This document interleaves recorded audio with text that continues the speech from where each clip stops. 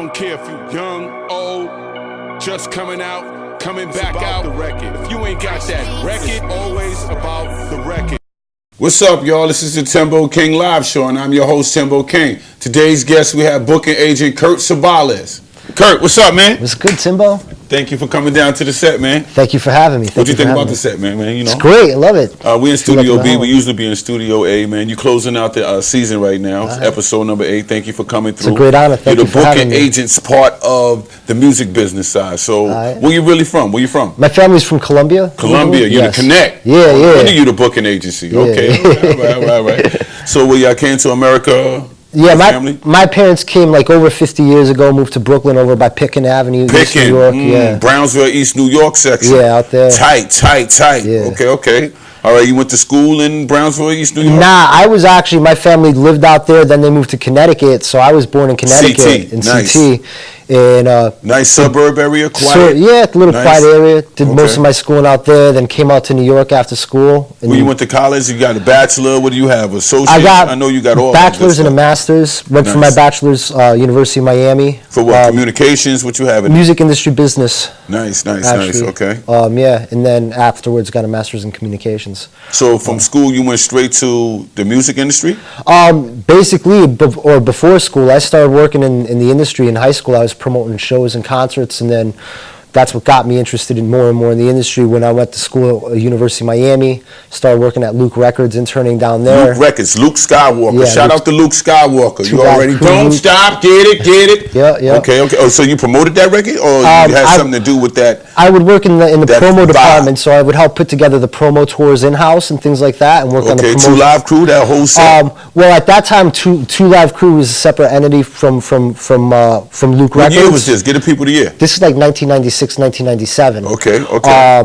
This was like my last year of college, and then at that time with Luke, I was doing that, running street teams. I was doing things with actually Red Ant, which you're familiar with. Red Ant Records. I ran some street teams with them. After school, I started getting, job interviewing for jobs and things like that during the summertime. In between that summer, I came up to New York. At that time, Red Ant had set me up I was going to work with Red Ant and some of the people at Universal Records at that time. Universal, the day I moved up to New York, it's a crazy story, they got bought out by Seagram's. Okay. And I got hired and fired on the first day that I moved to New York. Seagram's, the alcohol company. Yeah, Seagram's. Let's get it right. Alcohol. The music business is ran by Seagram's, the alcohol company. Yep. Exactly. Okay. So at that time, I started scrambling people in the industry that were friends. Were like, "Hey, go interview here." I ended up going to Famous Artist Agency. Okay, famous, nice, classic booking agency. And this is like 1997. They're like one of the first agencies in New York City. They were the first urban agency. Yeah. Let's get it correct. Yeah, the first urban agency. The first agency in New York City would probably be William Morris Agency. Morris, that's the most popular one. And one of the most popular, William Morris Endeavor now, and probably the biggest next to CAA. But yeah, I started Famous Artist Agency under Jerry Ade and Eric Wilson at that time. And at that time, Famous, they represented everybody in urban music from A to Z. From A to Z, be it, we worked on all genres of music. Everything. Destiny's Child to the Sons of Man project, which is how I first met you. That was one of my first tours that I routed and went out on. Shouts to the Sons. Yeah, shout out to Sons of Man, everybody, Dreddy, Killer, everybody. And from there, got to work on hundreds of different projects at Famous Artists Agency, and that's where I sort of cut my teeth learning the So you was an intern, agency. Or you were actually a booking agent I was a junior. I was a junior agent at the agency. Junior, nice. Yeah, so I started as the agent trainee, then a junior agent. As a junior agent. So what was your qualifications there? What they had you doing? Well, that's before the internet era. So back then, when you were trying to get the word out to promoters, you stood by a fax machine and you faxed promoters one sheets. I'd be faxing promoters one sheets of like an upcoming Destiny's Child's tour. Tales of the fax machine. Yeah, and you'd stand by a fax machine all day long, and like I was low man on the totem pole because I was like the agent trainee, so I'd be the one who'd be responsible to oversee the mass marketing. And back then, mass marketing is faxing and calling and trying to open up new leads and things like that, because the older agents, they have their business dealings and the people they already work with. So who was you faxing, from the agency to record companies or to promoters or to venues? venues? To promoters, to venues, mainly it was promoters and venues, and what you'd be sending out was like the weekly update of, Sons of Man has the #7 hip hop album in the country, book it now. So you would have charts information for that promoter? Yes, to give them and then follow up, and then once they knew that, okay, you've faxed out all this different information, then it was a time to follow up with calls and try and get some dates booked. So when you book an act, that's direct with the act, or you was dealing with management? Normally, it would depend on with some artists, they like to oversee that aspect of their careers, but I'd say 97% of the time you're dealing with a manager as the go-between who would basically meet with you. You'd go over all the deals or the offers that you have, and then they would go and... So who was your clients at Famous that you was dealing with at that time? Famous artists at that time, Sons of Man, Killer Priest, Big Pun. Okay, R.I.P. Big Pun. Yeah, Big Pun was, that was a great project. Yin Yang Twins, which Nice. I still work with. Yin Yang Twins, they had just been on TVT Records, and that sort of not fell into my lap. At agencies, the way it works a lot of the times is the younger agents get the newer artists, because the older agents already have their established vets that are making their money for them, and it's up to the younger agents to help develop that younger artist, and they then become your act. The Yin Yang Twins was one of those artists that I was able to work with. And did you go on tour with Yin Yangs? Yeah, quite a few times with Yin Yang. DMX was another artist that I worked with. DMX, the dog. Shout out to the dog. You already know. DMX, hold your head. One love. Zap. I don't know if you know Roger Troutman and Zap. Okay. Worked on that project, which so was just going to the West Coast and all that too. All over, because Famous Artists was so encompassing of all the people that they represented, that they had Patti LaBelle and they had Destiny's Child, and they were doing Puffy and Biggie and everybody. So it was such a wide representation that some of the promoters that I was dealing with were from all walks of life.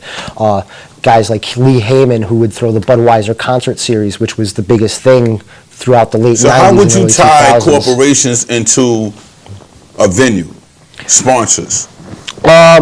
Because y'all a booking agency, I have nothing to do with sponsorship, right? No, you can. Nowadays you do. Back in the days, it's not so black and white. Where back then it was like you were just booking the dates, and that's all you did, and that's all you were responsible for. Okay.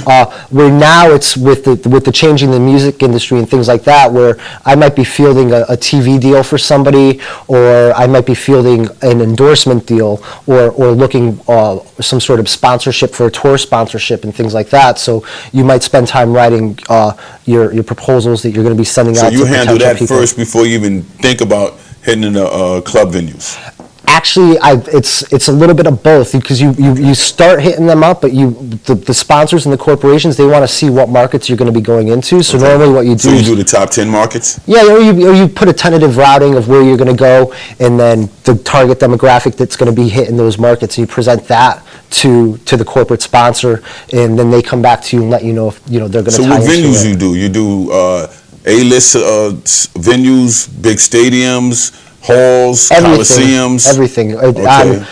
On a weekly basis, last night I had Ace Hood at a 300 cap high-level lounge in West Palm Beach, and 2 days ago we had Yin Yang playing one of those big arena festival tours. So it can go from anything from a small independent venue to working with Live Nation, where I have one of my artists that I manage. On Tuesday we have a Live Nation show at Gramercy that's a deal opening up for a bigger band and things like that. So it runs the spectrum basically on a daily, weekly basis with what Hold that thought. We're going to go to a commercial break. This is Timbo King, and you're watching the Timbo King Live Show with Kirk Ceballos. One.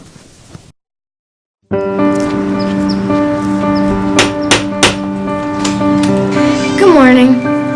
I'm here to read you your rights. My what? We are all free and equal. Don't discriminate. You have the right to life. You have the right to life and to live in freedom and safety. You have a right to education. You have a right to your own things. You have the right to social security. You have the right to play. You have the right to democracy. You have the right to asylum. You have the right to take responsibility. And no one and nobody can take these rights and freedoms away from you. Why are you doing this? You have a right to know.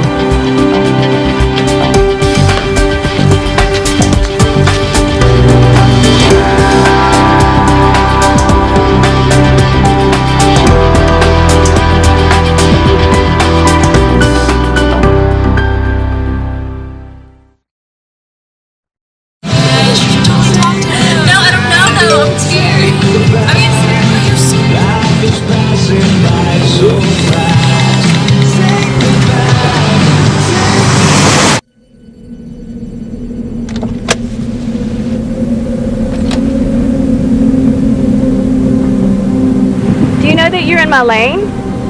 No, not at all. Are you not paying attention? Are you texting? I was just checking in with my mom. I was telling her that I thought we'd be home by 6. It's okay. There's enough time. Just pay attention. I'm not even halfway through my text. There's no way. I'm not even going to look up. My babies are in the car. You have to pay attention. It's just supposed to be a quick text. I'm so sorry.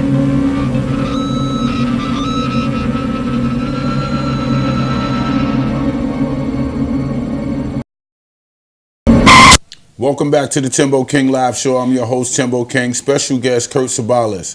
So you're Kirk. So from Famous, you went on to start your own agency? No, I went to another company called CEG. CEG, okay. Yeah, because at Famous, basically, Jerry Ade one day, that owned Famous, woke up and decided that he didn't want to be in the music industry anymore. And basically handed all the artists to all the agents there that time. And these was exclusive deals that Famous had with the artists? Oh, yeah. Famous had Destiny's Child exclusive. Every artist that Famous had. So they would do like exclusive. what, 200 shows guaranteed a year? Yeah, with some acts like for instance like Destiny's Child, I remember that they was deal. doing like over 200 shows a year. Well, Well, 365 days in a year. Agencies would advance money back in those days to artists. Yes. So Destiny's Child was going to be a hot commodity back then. I recall that deal because I sat in that office with Jerry when they went over that, and they gave them a $500,000 advance to sign. That probably was for like the first 50 shows, right? Yeah, to sign with the agency, exclusive for X amount of years. Here's an advance, boom, and it was a good, that's a great investment because then that Famous Artist agency had Destiny's Child. Do agencies do that still to this day? They don't do that anymore nowadays. Okay. Nowadays, the closest thing you'll see is they'll get in partnerships like you see with like Live Nation and U2 or Live Nation and Madonna and things like that, but you don't see it with an agency where they're giving money to an artist or here's X amount of money on a new artist that is unproven. Back then, they would do that. Nowadays, they don't. So what's the weirdest artist writer that you came across? One New Year's Eve, because we were producing an event and Deadmau5 was on it, and he wanted Nintendo-themed boxers. And this was in a New York show? Yeah, that was a New York New Year's Eve show. That's probably one of the weirdest So things your I've assistant had to go all around looking for Nintendo boxes? Yeah. Wow. A particular color? He wanted a packet. No, not a particular. He just wanted ones that had Super Mario, Legend of Zelda, and some other ones. And we ended up having to have her go out. Did you get results? Oh yeah, she came back with them all. Went down to the East Village and found some. Nice. So yeah. I figured she had to go to the East Village to find something like that. Yeah. She probably went on St. Mark's area. Yeah, down there, yeah. Nice. So you went to CMJ? You said CMG? No, correct? CEG after CEG. Famous, Central Entertainment Group. And that was a smaller boutique agency. After Famous, I was either go the corporate way and go work for a big corporate agency or work with a smaller boutique. I've always liked working at the smaller boutique, which Famous Artist Agency, even though it was a big agency, it operated in a boutique manner where the artist would walk in. It was just run like a small business, and I like that approach to business, especially with the arts, because it should be that way. The arts shouldn't be incorporated or run like a corporate, if you understand what I mean, but running that way. So I ended up working with CEG Talent, and over there we worked on, because I at that point was working with projects with TVT Records. It helped with Pitbull. With his first projects. This was the launching of Pitbull or the launching of Pitbull. Okay, launching, okay. And that was, the first. That's the Brian Leach days. That era with Kulo and the first, Nice. that was the first era. During that time, we were putting out Nori and Nina Sky was another group that we put out. Nice. And Nice. that all came hand in hand, and sort of by luck I was sort of tied into like the beginning of reggaeton. So you was getting all those act shows at that time? Yes, we were doing all those tours, and I still work with a lot of like. So who are your clients still to this day? I still work with Nina Sky. I still work with Nori. I'm putting together a run of dates for Nori right now for the E5 thing. Yin Yang Twins. Shout out to Nori on much success to everything you're doing, my brother. I see you shining. Ja Rule I still work with a lot. Oh, so you do the Ja Rule and Ashanti movements that they got going? Here and there, because nowadays we split that up with I'll do some of the dates, another agency might do other dates where they'll be like, it's just to keep it fair because there's so many people that have worked with him over the past few decades or so that we sort of, hey, you do this part of the market, I'll do this side, and we do that. Mayhem Lauren is another artist that I'm working with for a few. Nice. Yeah. I heard of that brother through I believe Thurston Howell III. Yep. I heard it through him. I heard some music through him. He's definitely doing his thing. Yeah. Brownsville, right? Brooklyn? No, Mayhem is from Queens. He's a Flushing from guy, Queens? yeah. So, yeah. He sparred with a lot of people from Brownsville, though. Shout out to Mayhem. You Yeah. already know what it is. Congratulations. Much success to you. So your clients now, in 2018, who you working with now? Still Ja Rule, Yin Yang Twins, Mayhem Lauren, Cypher Sounds, who I just did his first comedy tour with Cypher Monster. Sounds, nice. DJ Drewski on Hot 97, a new artist, Solomon Faye. I would say right now I have about 40, 50 clients that I represent that keep on rotation. Taboo, the Black Eyed Peas, I've been working with for So you almost try a to get decade. each of your artists or acts at least a minimum of 50 to 100 shows a year? At least, well, with some I do that much in 2-3 months. You know, just active. with where they're just for instance, They like the doing Yin like Yang. 1 or 2 shows a day then? No, like not over a month, over a 2-3 month period. But Okay. like Yin Yang Twins, for instance, like those guys, they'll do 25, 30 shows a month. Non-stop every day, just working. Other guys, they go on and off cycle where, for instance, Taboo, the Black Eyed Peas is on cycle right now with the Black Eyed Peas in Europe. They have a European tour going out. Other on cycle tours coming out is like the Nori E5 project. That's a project that's in the works right now.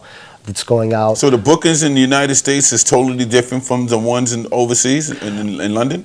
Yes, it is. Sometimes. What about the venues? Like the promoters, are they janky over there as well? Not as bad as they are here. Okay. In Europe, they're not as bad as, like, you'll get some Yankee promoters here, and it happens dependent on the market too, and it happens more so in certain markets. And in certain countries too. Like I'm not going to name what countries or where, but there's just certain people where I'll get a call from that country or from that city or things like that where I'll know, okay, this is going to be something. And a lot of the times it's not major markets because most of the major markets are already controlled by bigger corporate promoters, where it comes more from like the secondary and tertiary markets where you see more shiesty guys. And I think that too is because there's not a lot of attention on guys like that. So your A-list artists and your independent artists, you try to intertwine them sometimes? At times, yeah. We did that at after I was at CG, I went and started a company called Mood Swing 360 prior to KREAM. And Mood Swing KREAM is my current company. Okay. And prior to KREAM, we had the KREAM group? KREAM group, yes. Nice. And prior to KREAM, we had a company called Mood Swing 360, and that was a company that we formed off of exactly what you said, was tying in our bigger artists, A-list artists, with younger artists. And at that agency, we were able to launch LMFAO, Tyga.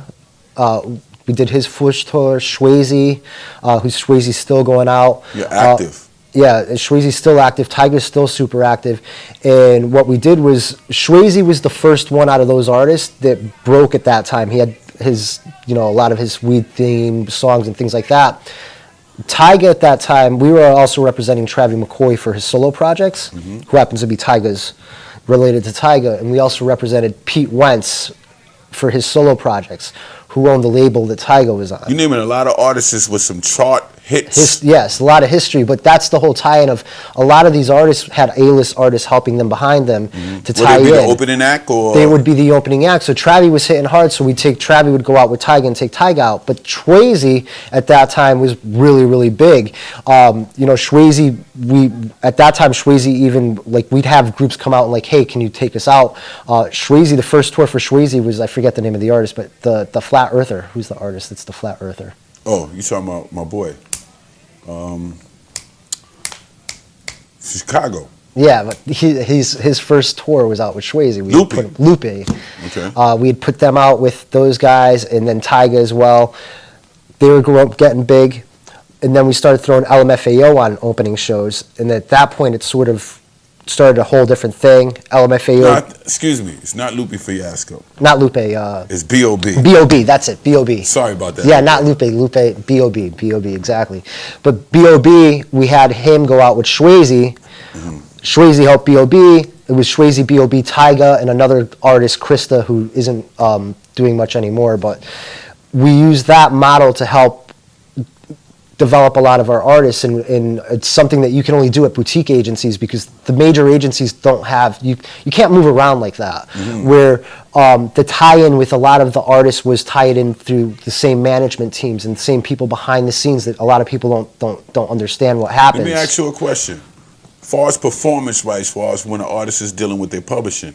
Now, when you're dealing with a seasoned group or artist, they always perform their catalog. Yes. Do you report their catalog to the publishing company, or that's up to the manager to do? That's up to the manager. Like the track list, like the show list. The show list. If you notice of a big time group from 20 years ago, 15 years ago, they still perform the same songs year after year.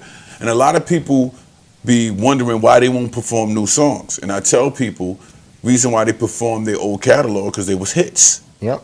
And they get paid off their hits. They're not getting paid off their new songs, because then they're playing their new songs. Excuse me. So all these new artists with new songs, this is their time to get their catalog heard. Yes. So that's why the new promoters deal with the new artists. Yes. And seasoned promoters deal with the seasoned veteran artists, because they have catalog. He could be, a seasoned artist can be on stage for 40, 50 minutes doing nothing but hits. But a new artist can only be on the stage for like 10, 15 minutes. Which is the reason you see a lot of the festivals are jam-packed with these stacked bills, as they call them. Or because they don't have catalog. There's no catalog. So they only have 10 minutes of showtime, and the rest is having a good time. Exactly. So you have maybe 50 stacks of new artists, 50 new artists compared to maybe 2 or 3 seasoned artists with catalog. Okay, like so Fat Joe, that for makes instance, sense. Fat Joe's that way, where Fat Joe has a long enough catalog he could perform forever. Or Ja Rule is another one where Ja can go in and do 15 minutes or go on and do 60 minutes, and it'll be back-to-back hits. You hear this from a booking agent, Kirk Ceballos. New talent, build your catalog, build your clientele. You know, 1 hit, 2 hit, 3 hits is good, but you need 50 of them, 60 of them. This is the Timbo King Live Show. I'm your host, Timbo King. We'll be right back after these messages. And action. I believe in a breast cancer-free world. While we're on this search for a cure, the hope is to eradicate this issue. It really has to start with the individual. We know our own bodies. Just take the time to pay attention to what it's telling you. I have an ability to affect the quality of my life, then I should. So take one small step. Go to mylifetime.com to get informed and involved. Join me with Lifetime to stop breast cancer for life. Welcome back to the Timbo King Live Show. I'm your host, Timbo King. Special guest, Kirk Ceballos. Kurt, I got a question for you.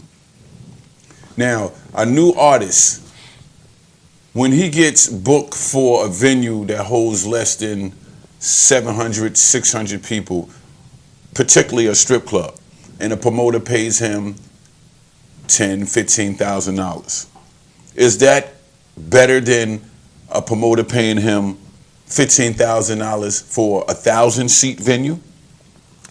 No. Okay, so how come these new artists do that? I know they got to get their money. It's about, everybody worries about getting their quick money now and things like that. But you don't build up a fan base like that. No, you're not going to build up because longevity or a fan base. The people that comes to the strip club is here to see the strippers. Exactly. You just happen to be a special invited guest. Yep. And you're in a VIP, and you're getting complimentary drinks, your bottles, and your 15 racks that your manager requested, and you're on your way. But that's only 500 people in that club for like, what, 2-3 hours? Mm-hmm. Now, if you have a catalog, you could be on stage for like an hour and a half. Yes. 2 hours, yes. tops. So what do you think about that? Well, it's good to get that money grab if it's here and there. But you don't get a fan base. But you don't get a fan base. But the other thing too is that you're not building your career in the eyes of the entertainment industry, especially Polestar and things like that. Because then when you want to go, I tell artists is that when you want to go and work with Live Nation or C3 Presents or any of the bigger international promoters, they're going to want to know what your tour history is. If you have no tour history being reported that saying that, hey, 600 people showed up and saw him, which is what Polestar does, and things like Celebrity Access, which keeps it's like the billboard of touring, keeps an ongoing record of what an artist's ticket sales are, so that then the actual real industry, because I like to say that there's a real industry. There's sort of a gray line. There's that middle part, which is the strip clubs, the paper bag guys, the duffel bag guys that have all the money, brown paper bag guys, and then you have... Which is nothing wrong with that. I'll take a brown paper bag, man. Holla at Timbo King. I'll walk through your strip club. Me and my team will go through. But back to what you were saying. So you have those different things, but one isn't helping the other, whereas you have the industry, corporate industry side of the world where you're reporting and things like that. If you want your career to go in that world and you want to be a J or get into that world, that's the world you have to play in.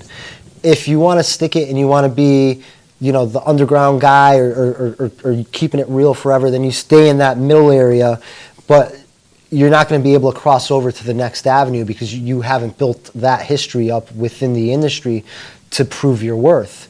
Where you've might have made all this money, you're getting $30,000 to go show up for a strip club or $30,000 for an hour, for an hour, 45 minutes. Yes, but it's not going reported anywhere what that attendance is. So then, let's say you want to play an arena show somewhere, and you go to Live Nation, and they say, "What's your history?"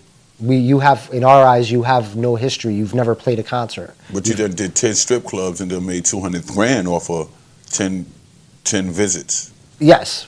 But that doesn't mean that you sold any tickets. There's no real ticket sales. So in the eyes of Live Nation or the corporate promoters, they don't see that you're worth anything because you're an unproven artist at that point still. And a lot of artists have had to sort of, either give up their careers because of it, because they've taken, I can name, people probably know tons of them now just through the histories of my 20 years of dealing it. I've seen the guys that just take the paper bag, when they're hot, as opposed to plan out a real career tour, take less money. Is that more on the artist side or the management side? A lot of it has to do with the artist side, because a lot of the artists don't have the foresight or the wherewithal to think further down the line. Because everything is so fast right now. It's so fast. You got the internet, you got social media. Everything is so fast. So, you're here today, going tomorrow. So they like, yo, I might not be here tomorrow. Back then, back in the 90s or 2000s, I'd say an artist's career might have been 4 or 5 years if you had a hot song. You're lucky to be around for 1.5 years now. Now it's 1.5 years, maybe 2 years if you had a hot song, and it just goes downhill. And that's without a repeat of your original success, whatever got you on there. I know guys that were really hot 2 years ago that had huge hit songs that were getting $30,000, $40,000, $50,000. I can't even pay somebody $2,000 to book them. So these are the same promoters that booked them 2 years ago for 50. Now won't even pay them $2,000 now. Yep. Because there's no fan base there. They might pay for their money when they had that hot song, and they knew that there's going to be something there. But that artist then didn't take advantage of having a really hot song and developing that into the next stage of their career, possibly planning a smaller tour as opposed to going in and doing the strip club or the taking the 20,000, 30,000 bags, getting in bed with somebody like Live Nation, doing a door deal tour, but getting all of that promotion from Live Nation, getting a tour partnership further down the line, which is things that we've done a lot in the past. I've done that with LMFAO, for instance, was a thing that we did where they broke up, but we were successful where we tied in with Live Nation and we played all their festivals. They put them out on all their festival tours, and they brought them out on all the bigger tours, had them opening up for Black Eyed Peas, ultimately playing the Super Bowl. Do y'all get percentage of artists' merchandise at the venues as well, or that's on them? No, the venue, the promoters will take a percentage, or the venue will take a percentage of that merchandise, but the artist is the one who owns all his merchandise. But when you do a show, that's like the T-shirts, the hats, the buttons, the flyers. Yes, T-shirts, hats, jackets. Buttons, flyers, jackets, and merchandising is a huge Tech chunk. Nine is a big company for his merchandise. Tech Nine, yeah. Tech Nine maybe 2-3 years ago, he was selling shoestrings for $50. Yeah, $40. Tech Nine is Strange Music. Shout y'all. Yep.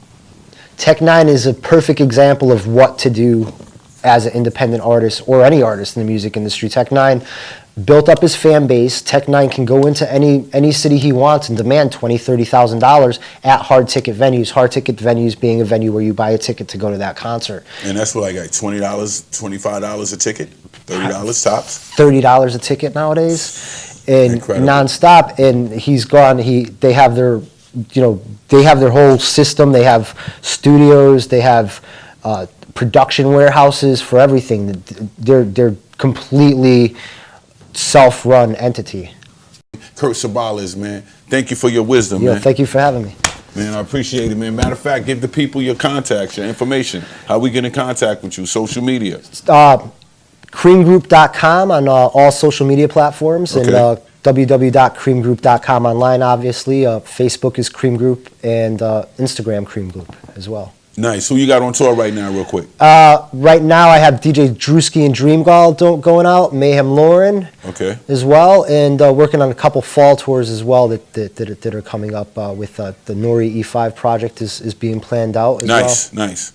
You're watching the Timbo King live show, and I'm your host, Timbo King. I don't care if you're young, old, just coming out, coming back out. The record. If you ain't got that record, always about the record. At 21, I admit I was a savage until I got knowledge of self mathematics. I could get the cash, I just need my money.